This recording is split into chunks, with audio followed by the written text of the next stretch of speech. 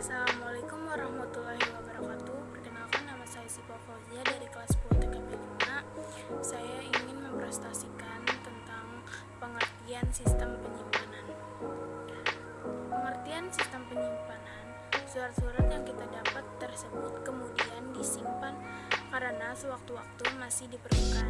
Contohnya, ijazah diperlukan saat melamar pekerjaan, KTP sangat diperlukan hampir di semua aspek kegiatan yang berkaitan dengan administrasi. Surat-surat tersebut hilang, tentu pemiliknya akan mengalami kesulitan. Surat-surat penting tentu tidak boleh disimpan di sembarangan tempat. Perlu cara tertentu dalam menyimpan surat sehingga surat tersebut dapat terjaga baik fisik, efektivitas, dan efisien penggunaan waktu, tempat, tenaga, dan biaya. B. Manfaat sistem penyimpanan arsip. 1. Arsip dapat tertata dengan rapi. 2. Ruang kerja lebih rapi dan efisien karena tidak banyak tumpukan kertas yang memenuhi ruangan. 3. Arsip tidak hilang. 4. Mudah dalam perawatan. 5. Mudah mencari jika sewaktu-waktu dibutuhkan. 6. Mudah dalam penyusutannya. Sistem abjad juga memiliki kerugian antara lain sebagai berikut. 1. Kode pada surat menggunakan nama belakang sehingga petugasan arsip harus mengetahui nama belakang orang tersebut. 2. Surat-surat yang berhubungan satu sama lain akan disimpan di tempat yang terpisah dan berjauhan. 3. Harus mempergunakan peraturan mengindeks. 4. Banyak orang yang memiliki nama yang sama sehingga petugas arsip harus lebih teliti. B. Peraturan mengindeks. Secara singkat, indeks dapat dikatakan sebagai tanda pengenal arsip. Indeks dapat sistem abjad adalah indeks yang berdasarkan nama badan organisasi. Mengindeks sendiri memiliki peraturan yang telah menjadi ketentuan yang berlaku secara universal dalam bidang administrasi kearsipan. C. Daftar kualifikasi abjad. Daftar kualifikasi sistem abjad dapat diartikan sebagai pengelompokan arsip berdasarkan nama orang, badan, organisasi secara sistematis dan logis serta disusun berjenjang dengan tanda-tanda khusus yang berfungsi sebagai kode nama terdiri atas beberapa macam antara lain sebagai berikut. 1. Nama perorangan. 2. Nama perusahaan. 3. Instansi pemerintah. 4. Nama organisasi dan perhimpunan. C. Macam-macam sistem penyimpanan. Ada beberapa sistem penyimpanan surat arsip yang banyak digunakan di kantor, yaitu 1. Sistem abjad Albitin Film System. 2. Sistem subjek. 3. Sistem tanggal. 4. Sistem wilayah. 5. Sistem nomor. Dan 6. Sistem abjad.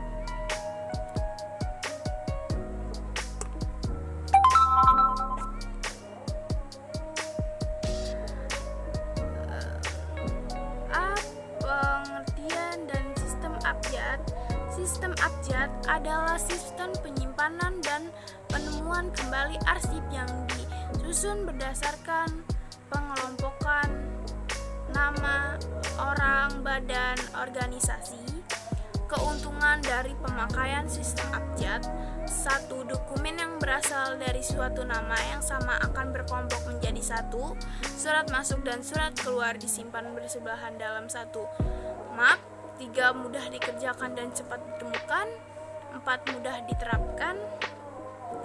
Contoh susunan kualifikasi abjad: A, B, C, Z, A, B, A, C, A, Z, A, B, A, B, B, A, B, A, B, Z, dan seterusnya.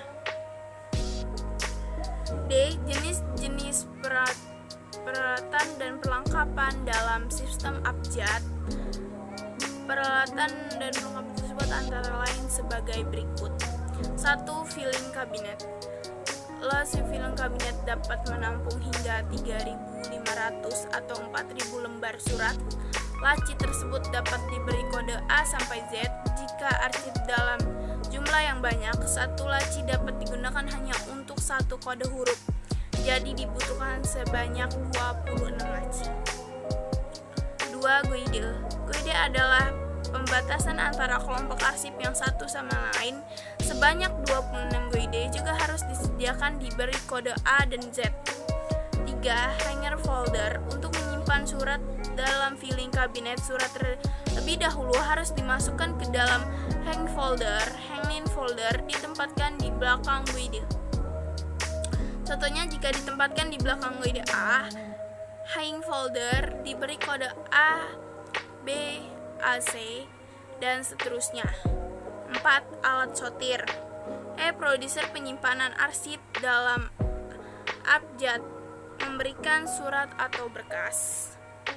Untuk mengetahui apakah suatu surat sudah boleh disimpan atau belum, Anda dapat melihat keberadaan tanda-tanda perintah penyimpanan remark seperti tanda file, simpan, deponeren, simpan pada surat. 2. Mengindeks surat berkas.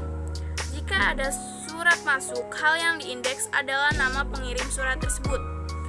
Jika mengirim atau mengeluarkan surat, hal yang diindeks adalah nama tujuan.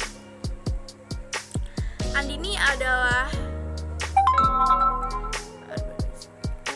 bekerja di PT Anyobohtera. Berikut ini dengan menggunakan sistem abjad filing kabinet. Contoh: surat dari Des Januar Abidin, surat untuk Indah Batubara, surat dari Indra Rauma Batubara, surat untuk Irfan Batubara, surat dari PT Bumi Sentosa. Selanjutnya Andini mengindeks surat 1 indeksnya Abidin Januar Dres. Surat 2 indeksnya Batubara Irdan. Surat 3 indeksnya Batubara Irdan Romulah. Surat 4 indeks Batubara Irfan. Surat 5 indeksnya Bumi Santoso PT. Untuk melakukan pengodaan surat, tuliskan kode pada surat arsip. Untuk menyimpan secara vertikal, kode ditulis di pojok kanan bawah, horizontal kode dituliskan pojok kanan atas. Penulisan kode sebaiknya menggunakan pensil. Contoh: surat 1 AB, surat 2 kodenya BA, surat 3 kodenya BA, surat 4 kodenya BA, surat 5 kodenya BU. Menyotir surat. 4. Menyotir surat. Menyotir surat adalah mengelompokkan surat-surat yang mempunyai kode yang sama menjadi satu, sehingga apabila akan ditetapkan pada tempat penyimpanan, surat tersebut tidak perlu keluar masuk laci. Contoh: kelompok A, surat nomor 1, 10, 7, kelompok B, surat nomor 2, 4, 3, dan 5, kelompok C, surat 6, dan kelompok D, surat nomor 9 sampai 5. Menetapkan surat berkas. Langkah terakhir dari proses penyimpanan adalah menetapkan arsip pada tempatnya. Tempat arsip sesuai dengan kode yang telah ditetapkan. 6. Produser penemanan kembali. Surat yang sudah disimpan pada suatu saat dapat dicari kembali. Keberhasilannya dari kemampuan arsip yang dicari dapat ditemukan dalam suatu waktu singkat. Langkah-langkah yang dilakukan untuk menemukan surat adalah: A. Menentukan judul surat. B. Menentukan indeks. 3. Menentukan kode surat. 4. Mencari arsip di tempat penyimpanan. 5. Mengambil arsip. 6. Memberikan arsip kepada peminjam. 7. Menyimpan lembar pinjam arsip lembar 3 pada declare